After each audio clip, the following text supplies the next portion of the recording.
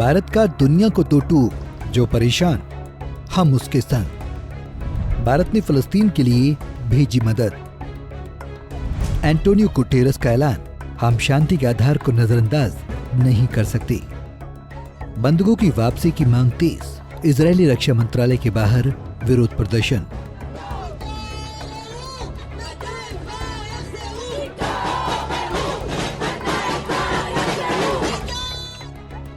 Israel के समर्थन में वायुसेना भेज रहा अमेरिका। मदद मिलने के बाद गाजा पट्टी पर इजरायली हमले तेज। भारत ने सदियों से युगों से गरीब, असहाय, प्रताड़ित लोगों की मदद की है। भारत अतुल्य है, अनमोल है, वसुधैव कुटुंबकम का पैरोकार है।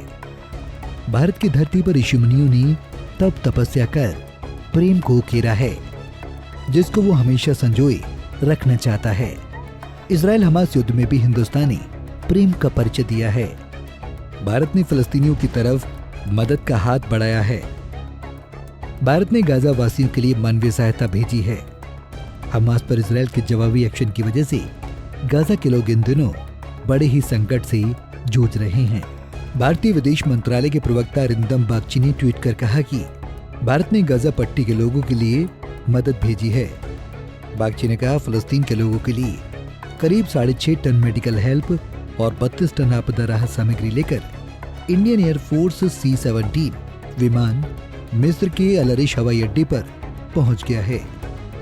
तो वहीं दूसरी तरफ RSS प्रमुख मोहन भागवत ने कहा कि हिंदू धर्म सभी संप्रदायों का सम्मान करता है और भारत ने कभी भी उन मुद्दों पर झगड़े नहीं देखे हैं जिनके कारण हमास इजरायल युद्ध चल रहा है।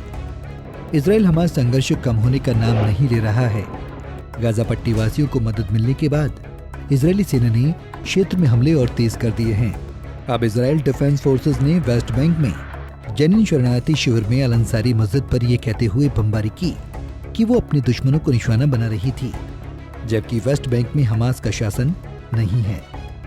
ऐसे में लोगों ने बेहद गंभीर आरोप लगाया है कि इजरायली सेना फिलिस्तीनियों का संपूर्ण नरसंहार करना चाहती है।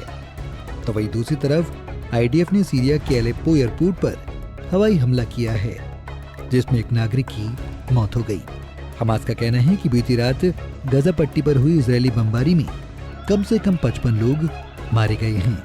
इजरायल के अंदर हमास के हमले के बाद से गाजा पट्टी पर इजरायली हमलों में कम से कम 4,385 फलस्तीनी मारे गए हैं, जबकि इजरायल में 1400 से अधिक लोग मारे गए थे। इजरायल फिलिस्तीन संघर्ष में 2 स्टेट सॉल्यूशन पर संयुक्त राष्ट्र के महासचिव एंटोनियो गुटेरेस का कहना है कि हम शांति के आधार को नजरअंदाज नहीं कर सकते।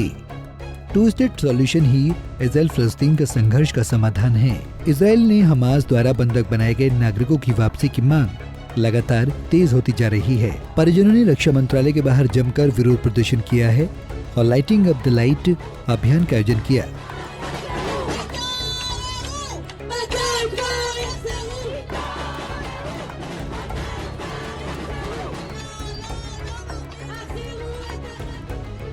युद्ध के बीच इजरायली पीएम बेंजामिन नेतन्याहू ने इटली की पीएम जॉर्जिया मेलोनी से मुलाकात कर कहा, हमें इस बर्बरता को हराना है। इसके अलावा नेतन्याहू ने साइप्रस के राष्ट्रपति से भी मुलाकात कर कहा, ये बर्बरता के खिलाफ लड़ाई है। जबकि अमेरिकी राष्ट्रपति जो बाइडेन साफ शब्दों में कह चुके हैं कि हमें बिना किसी संकोच यहूदी विरोध और इस्लामोफोबिया की निंदा करनी चाहिए। हालात कितने भी कठिन हो, हम शांति नहीं छोड़ सकते।